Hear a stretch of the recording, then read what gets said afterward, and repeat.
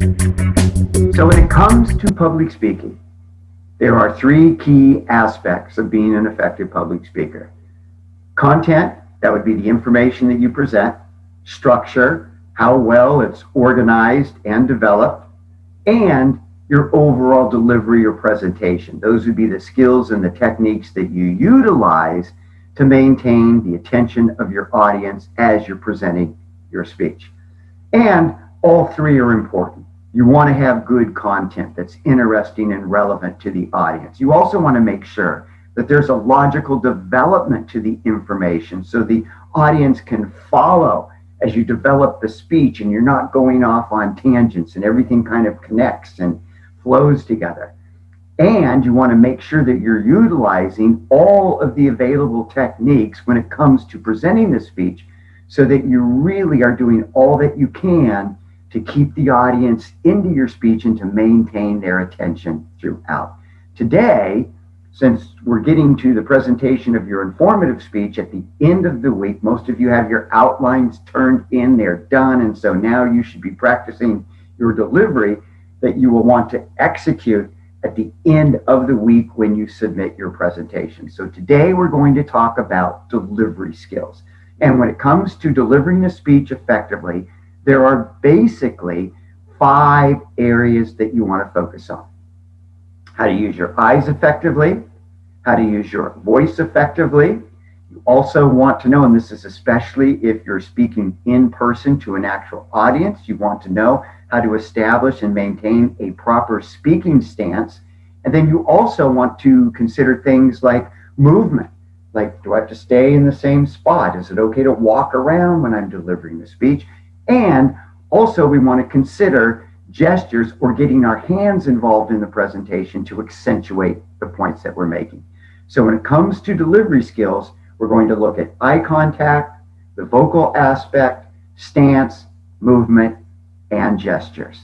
And they're all important, and we want to learn to utilize all of them. Now, the challenge we face in this class when we're taking a public speaking class remotely is you don't get that opportunity to actually stand up in front of a live audience and deliver a speech. And we can't quite create that same dynamic doing this remotely. There's nothing like sitting there waiting for your name to be called. You're the next speaker, heart feels like it's pounding out of your chest, your mouth suddenly is getting dry, and you're just going, don't call my name, don't call my name. But they call your name. You have to walk up there, set your stance, get your eye contact focused on the audience, and then go into the presentation.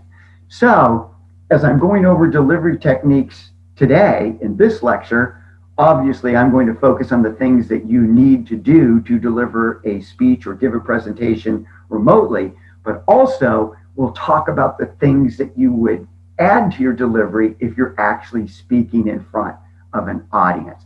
And I'm not worried that if you have an opportunity to speak in public in front of a live audience, that you won't be able to deliver the speech. Because really, it's still just like we've been learning with public speaking, it's just a matter of understanding the delivery techniques and then practicing those over and over and over again. So I will give you some tips on what you can do when you're preparing to speak to an actual live audience, as well as understanding what you need to do well to get a good grade on your upcoming presentations in this class. So first, let's talk about eye contact.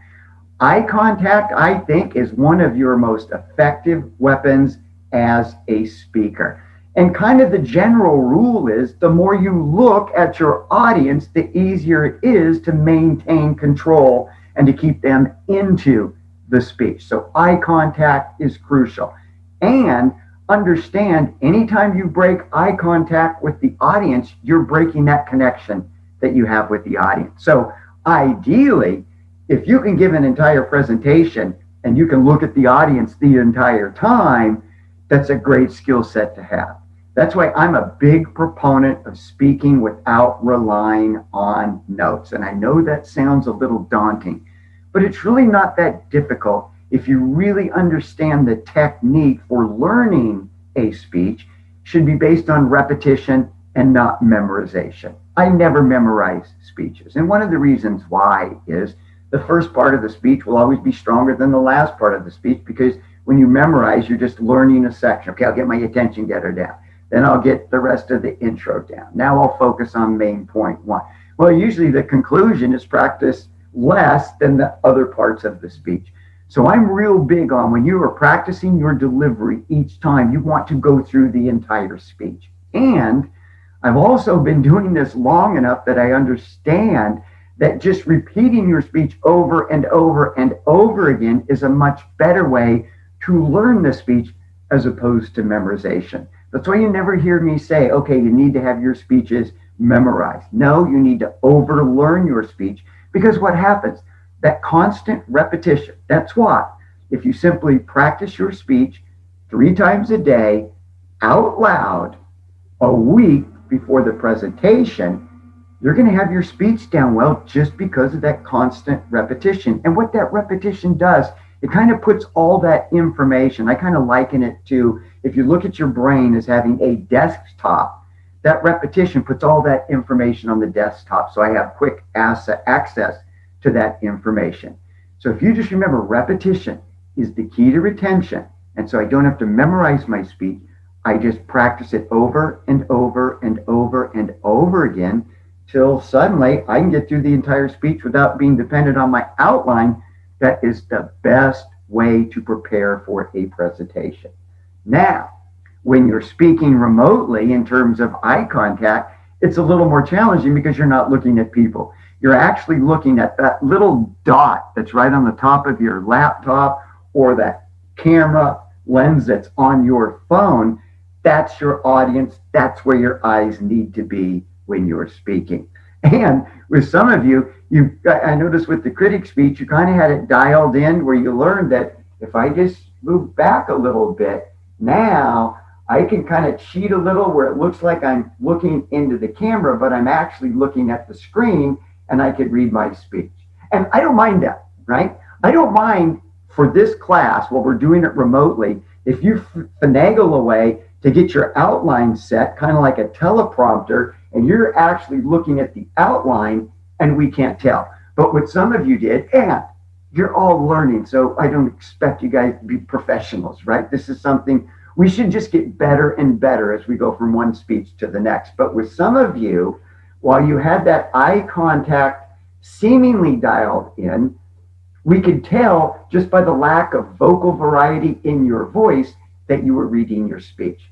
So kind of on one hand, it's like, yeah, I'm meeting the eye contact requirement, but I'm not really looking at the audience. I'm looking at the speech. And the giveaway to that, we could tell by the way that you were reading your speech.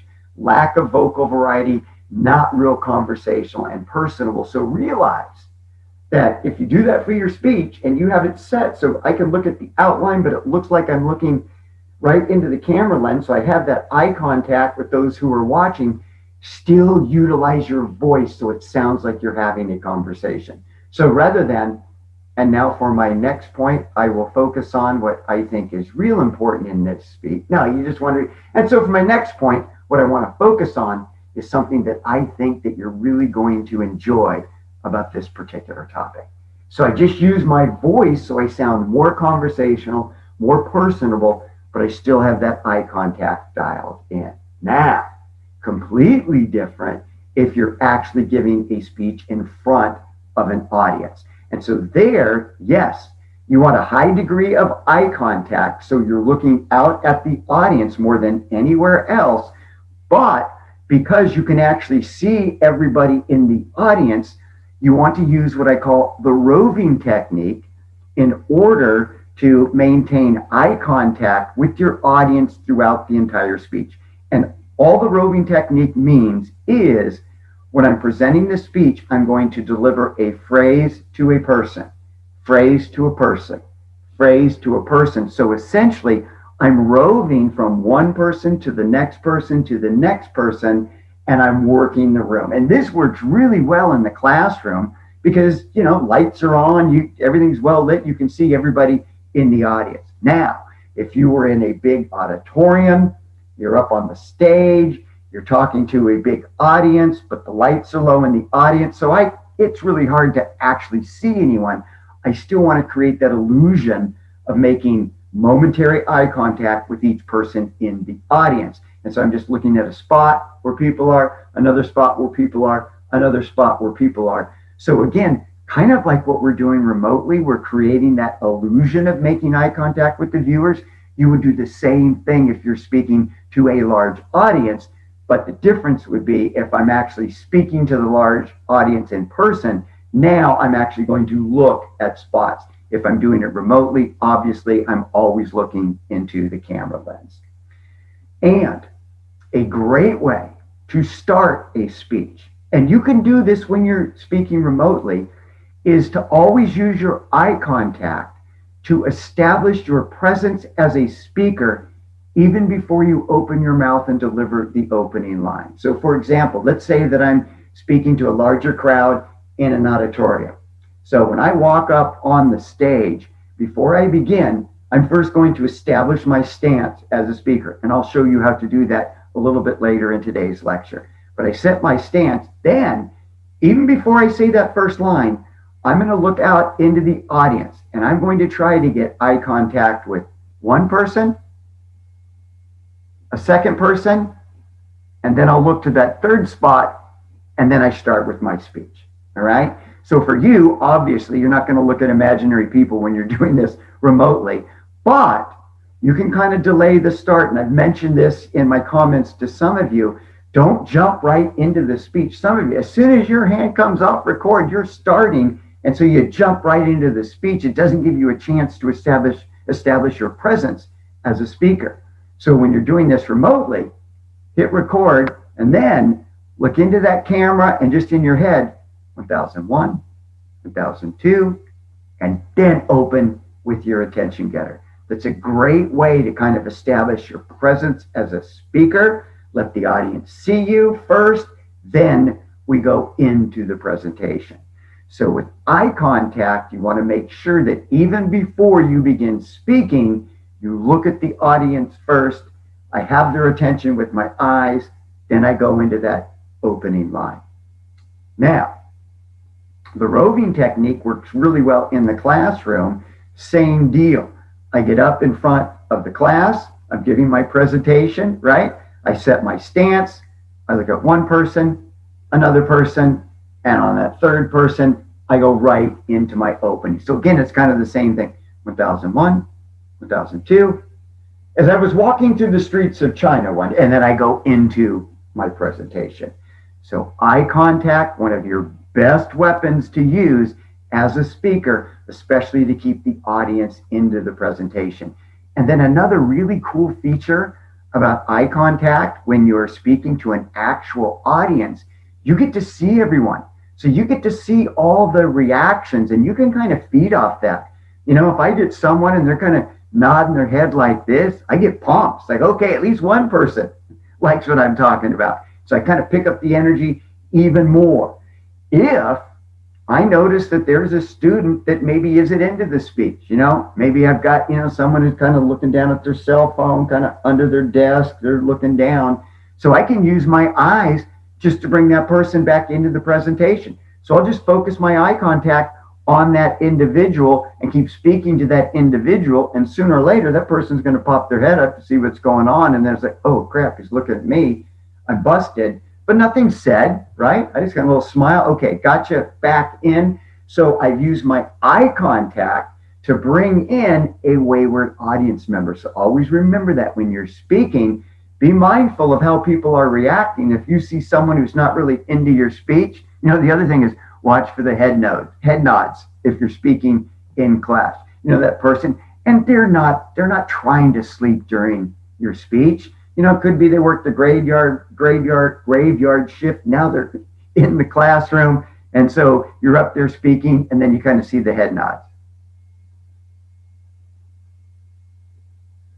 When I see that, now I focus on that individual, and that head nod kind of pops up like this, and they see that eye contact. I'll wipe the drool off their side of the mouth, and then I've got them. I've looked at that person. They've seen the eye contact. Okay, cool. Back into the presentation. So use your eye contact when speaking in person to not only maintain the attention of the audience, but to bring in wayward audience members.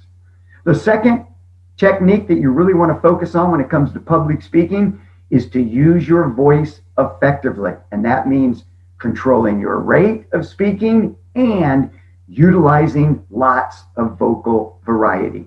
You essentially want to take the audience on a vocal roller coaster so they never get comfortable with the rhythmic pattern of your voice. That's why we don't want to speak in a monotone, because it's the same rate, same volume, all the way through the speech. And what happens, it creates a redundant rhythmic pattern which lulls the audience to sleep. Now, a lot of you are understanding the importance of vocal variety, and I'm getting vocal variety in your presentations.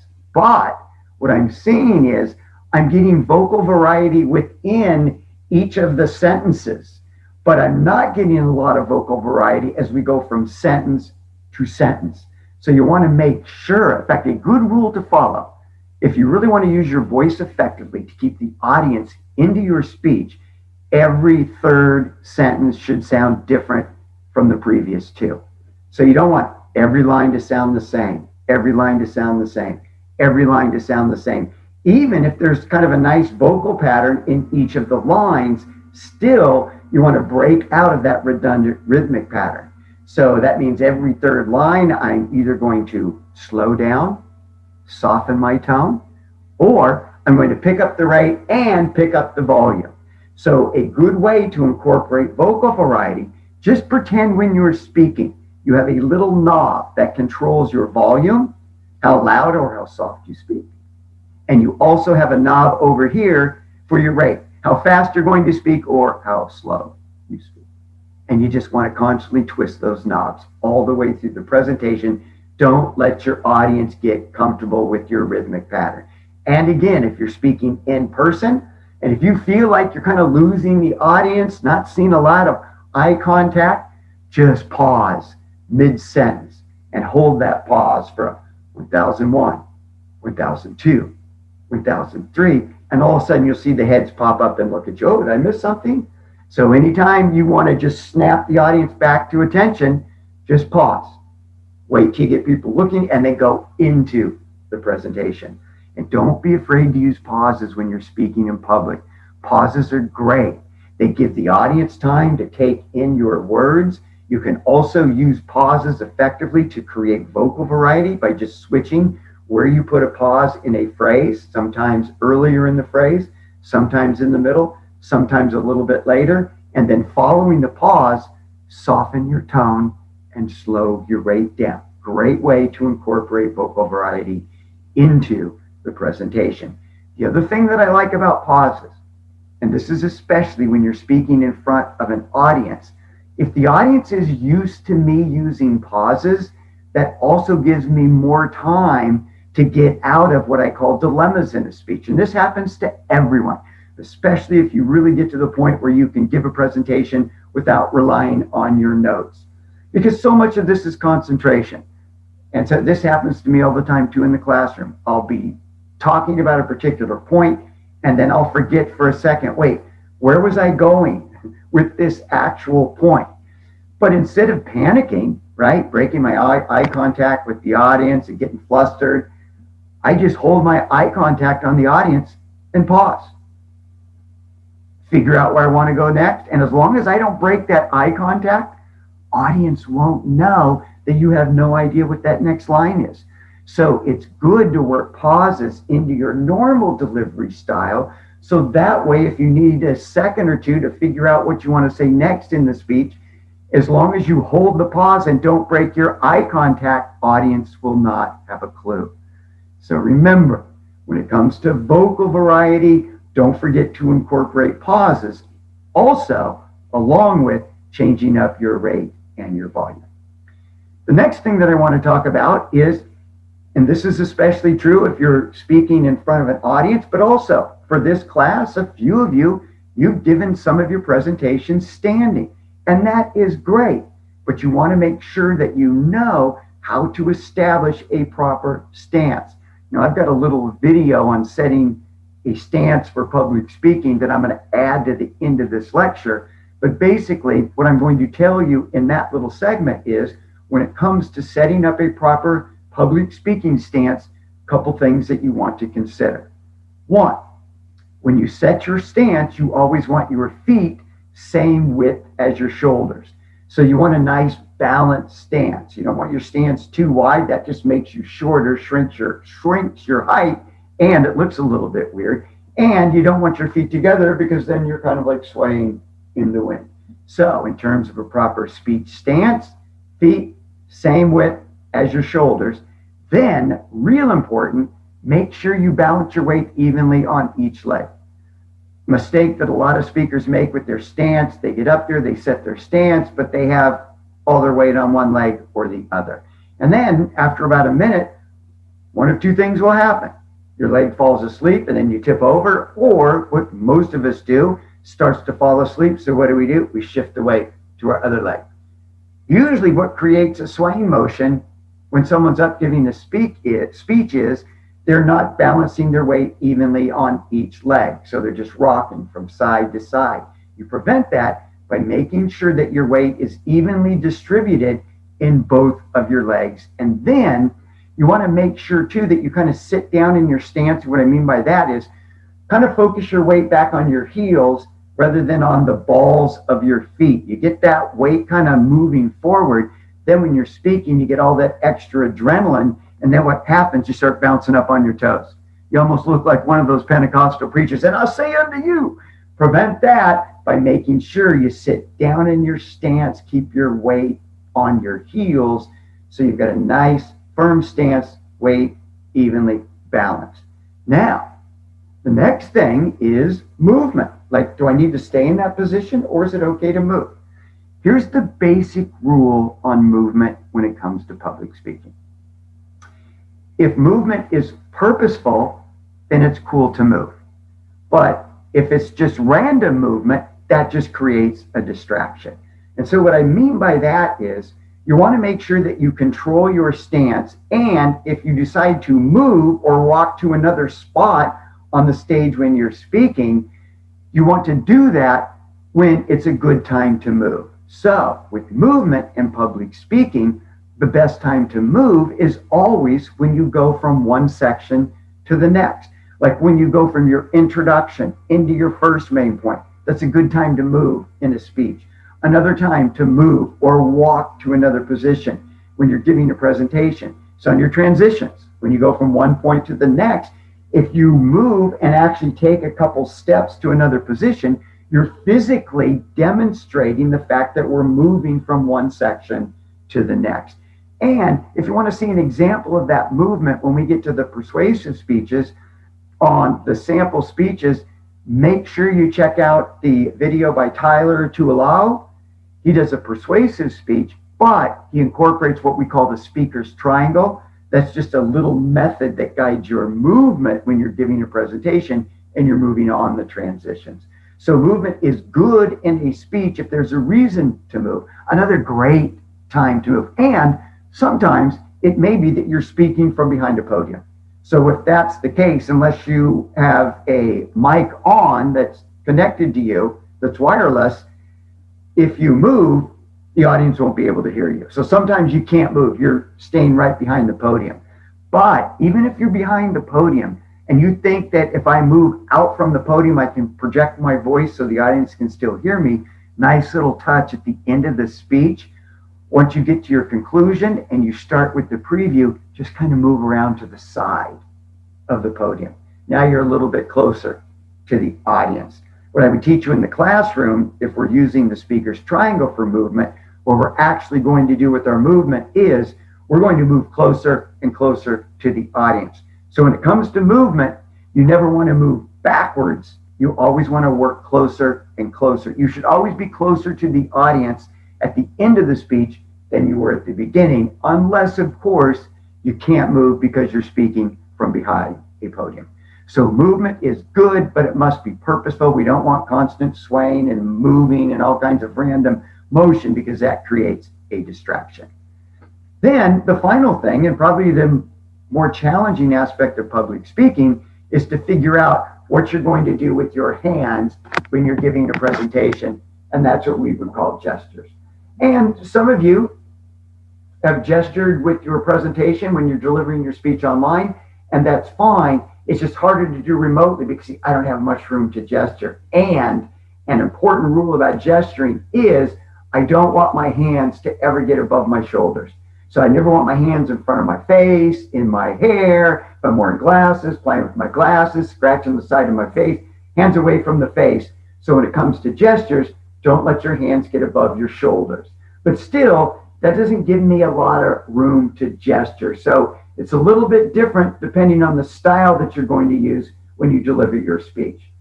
If you're standing up delivering your speech and you're far enough away to really utilize full gestures, cool.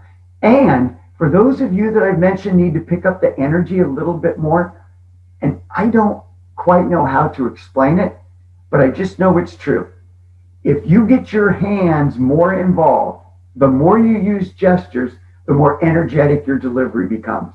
So if you're one of those folks that said, hey, nice job on your critic speech, but let's pick the energy up, just try to get your hands involved a little bit more.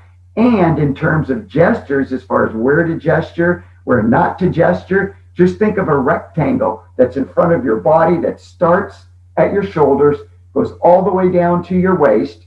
Never want to gesture below the waist, so always bring your hands up. It looks funny if you're standing like this and then you're kind of gesturing like this, looks like you're scooping dirt on the audience. So always make sure if you gesture, bring your hands up above your waist, and you also want to make sure that kind of your palms are out. Try not to clasp your hands when you're speaking because then you just create another distraction. I can't rub the lotion in all the way. You're yanking on fingers. We certainly don't want to do that when you're speaking. So in terms of gesturing, above the waist, below the shoulders, and kind of anything in this rectangle will work. And I would rather have you err using more gestures than not enough. So maybe for the informative speech, just kind of let your hands go and see what happens. And a lot of the times, hey, well, how do I figure out how to gesture and what looks natural? Best way to figure out what your natural gestures are, just pay attention to what you're doing with your hands the next time you're in a conversation. Because we use our hands all the time when we're talking. Those are your natural gestures. So let's just kind of figure out what those gestures are and get those involved in the presentation. So when it comes to delivery, we want to make sure that we've got our eye contact dialed in. We're using our voice effectively, especially using lots of vocal variety, incorporating pauses into the presentation. We want to make sure that we have a proper stance if we're standing. We want to make sure that our movement is purposeful and not random. And we want to get gestures involved in our presentation because the more we gesture, the more energetic we can sound. And last thing that I'll tell you when it comes to delivery, probably the most important thing I can tell you, just be yourself. Just being yourself adds so much to your overall delivery because nobody else is like you. Nobody looks like you exactly. Nobody sounds like you exactly. So those are all unique qualities about yourself that make you valuable, that make you stand out as a speaker. That's why with some of you on the comments, I've really said, hey, just talk to the audience like you're talking to friends. Be yourself, be natural, let your personality come out in the presentation. And unless you're doing a serious persuasive speech, it's also okay to smile. So every once in a while, just smiling with your audience, a chuckle here, facial expressions that show I'm really trying to connect with the audience. All of those are great qualities to have when you're giving a speech.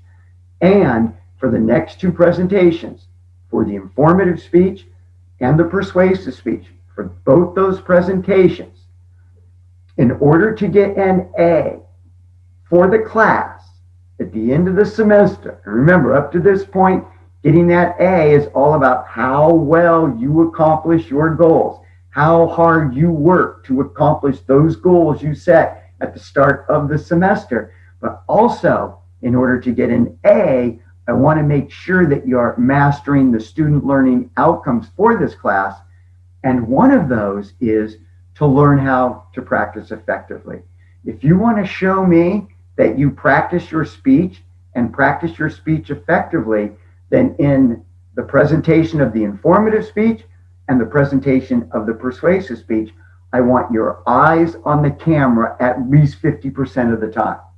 So if you want to get an A in this class, you've got to make sure that your eye contact is there at least half the time.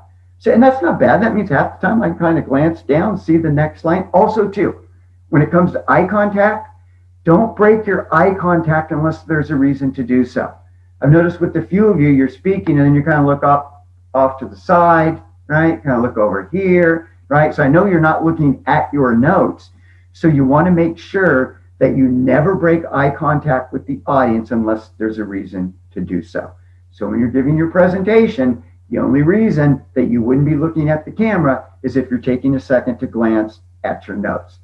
But for the informative and the persuasive, to get that final grade of A for the semester, show me you know how to practice. The way you can exhibit that is by maintaining a high degree of eye contact at least half the time in both of those two speeches.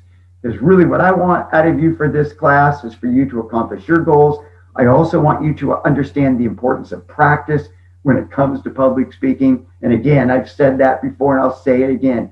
You want to be an effective speaker, just put in the work, put in the practice. It's not that difficult if you do the work. And that practice helps us to conquer the greatest fear that we have when it comes to public speaking, and that's that nervous anxiety, that uncomfortable feeling. Well, the more you practice, the better you're going to control that anxiety.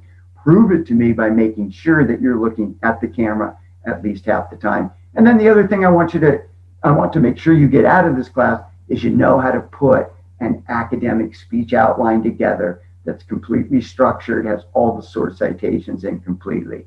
So now as we're getting to the last half of the semester, to get that A, accomplish your goals, but also make sure in the final two big speeches, eye contact with the camera at least 50% of the time, and that you do a good job on your outlines. All right? Hey, practice hard this week. Now, each time that you read your speech out loud, you can practice one of the specific delivery techniques that we learned today. All right? Practice makes perfect. Practice is going to give you that confidence that you're searching for when it comes to public speaking. So do the work. And it's not going to take much time. 20 minutes a day, all the way to Friday, 3 times a day, read your speech out loud from the outline. I know you can do it.